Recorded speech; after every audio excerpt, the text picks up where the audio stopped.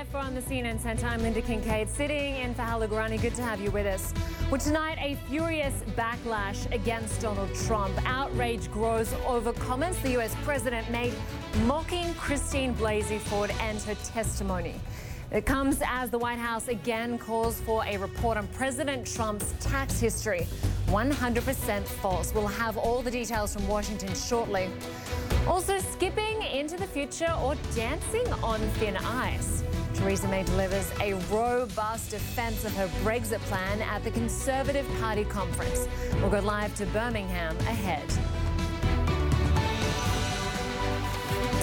Well, he's well known for attacking and belittling his political opponents and outspoken critics. But for many lawmakers on Capitol Hill, Donald Trump's mockery of an alleged sexual assault victim went beyond the pale, violating any measure of basic decency. The US president used Christine Blasey Ford as a political punchline at a campaign rally in Mississippi. Just days ago, he called her a very credible witness after she testified that Supreme Court nominee Brett Kavanaugh assaulted her when they were teenagers. Well, that was then, and this is now. 36 years ago, this happened. I had one beer, right? I had one beer. Well, do you think it was? Nope, it was one beer. Oh, good. How did you get home? I don't remember. How'd you get there? I don't remember. Where is the place? I don't remember. How many years ago was it? I don't know. I don't know. I don't know. What neighborhood was it in? I don't know. Where's the house? I don't know. Upstairs, downstairs, where was it? I don't know. But I had one beer. That's the only thing I remember. And a man's life is in tatters. Well, the White House press secretary talked to reporters just moments ago defending Mr. Trump's ridiculing of Kavanaugh's accuser. The president was stating the facts, and frankly, facts that were included in Special Prosecutor Rachel Mitchell's report. He was stating facts that were given during Dr. Ford's testimony, and the Senate has to make a decision based on those facts and whether or not they see Judge Kavanaugh to be qualified to hold the position on the Supreme Court. Well, Sarah Sanders there. Mr. Trump's mockery of Christine Blasey Ford comes at a very sensitive time when the FBI is conducting a critical investigation into her allegations. Several key senators who will vote on Brett Kavanaugh's nomination are condemning Mr. Trump today. To discuss something this sensitive at a political rally is just, it's just not right. It's just not right. I wish he hadn't have done it. And say it's kind of appalling. It made me feel sort of sick. I don't understand why he felt he had to do that. Ironically, last week he characterized her testimony as, I think he used compelling or credible or something like that. And to turn around and turn her powerful testimony into, a political rally punchline, I don't know what to say. I mean, I think Jeff Flake, appalling is an appropriate adjective. The president's comments were just plain wrong. Well, let's bring in CNN White House reporter Kaitlan Collins for more on this. And Kaitlan, as we just heard from the president's press secretary, she blames Senate Democrats for undermining the judicial branch for the way this is all being handled, ignoring the fact that Republicans are criticizing the president. She did, and she said that she doesn't believe the comments President Trump made last night ridiculing Christine Blasey Ford are going to put those key votes from those key senators that you just heard from in jeopardy. Even though we heard them say that they believe those comments were appalling, inappropriate, and just plain wrong, we do know that at least one of those, Senator Jeff Flake, the one who insisted on the FBI investigation last Friday when we were still discussing this nomination, he said that's not going to affect his vote on whether he votes either to confirm or vote against Judge Kavanaugh. Whether or not it affects people like Senator Susan Collins or Senator Lisa Murkowski is still up for the question, but the White House is essentially saying that they aren't worried about it. But when they asked about the point whether or not it's right for a president to mock someone who says that she is a sexual assault victim, Sarah Sanders said the president wasn't mocking her, that he was just simply stating the facts during that rally in Mississippi last night. But that defense also has a lot of holes in it because the president wasn't stating the facts. He said that she essentially couldn't remember how she got there or how she got home from that party. And those things are true. That is what Christine Blasey Ford testified when she was on the Hill last week. But he also said the only thing she could remember was that she had one beer to drink. That also is not true. She said that she remembered 100% that it was Brett Kavanaugh who sexually assaulted her. She remembers what she was wearing. She remembers who was in the room. And she remembers the course of events once she was in the room, and says she simply cannot remember the details of an event that she says happened 36 years ago. So that would not be stating the facts as the White House is putting it. But so far, they are sticking by what President Trump said last night, coming out and defending it, as Sarah Sanders just did to the reporters in the briefing room. But also Kellyanne Conway saying this morning essentially that President Trump wasn't mocking her, that was the media's term, even though it's pretty clear when you're sitting there watching that clip of the crowd laughing along with the president that he was ridiculing Christine Blasey Ford and her story that she says she remembers. The White House is essentially saying that her lack of memory of those certain details, how she got to that party, how she got home, and whose house it was, is fair game. Right. All right, Kaitlan Collins for us outside the White House. Thanks so much. And we are going to stay on this story because I want to get some perspective from both political parties now. We're joined by two of our political commentators, Democratic strategist Maria Cardona and Republican strategist Alice Stewart. Great to have you both with us. Thank you, Lynda. It certainly was a long, rambling, what seemed to be an attack on Christine Blasey Ford last night at the rally, and it is a direct contrast to what we heard from the president just days ago.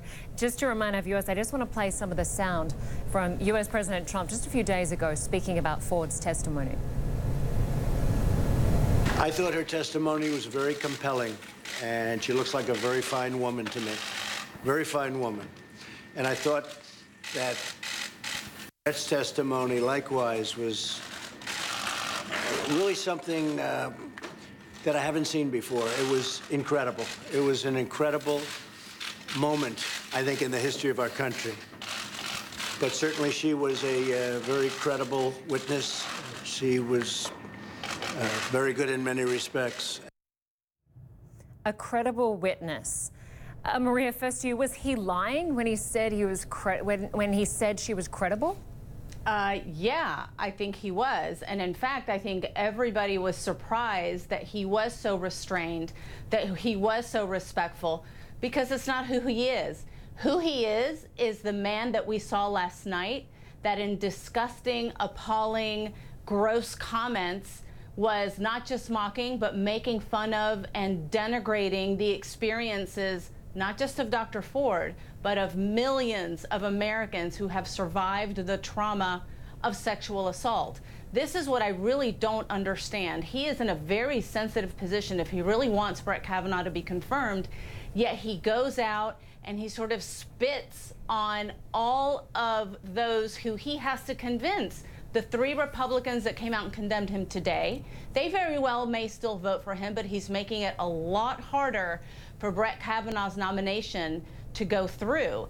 And in the process, he's insulting millions of American women who, frankly, he needs in order for his party to continue to control both houses of Congress and certainly for his re-election in 2020. What he attacked most last night was Christine Blasey Ford's memory, that she herself acknowledged and explained when she was giving her testimony last week. But she said she's absolutely certain her attacker was Brett Kavanaugh. Let's just take a listen to that. How are you so sure that it was he?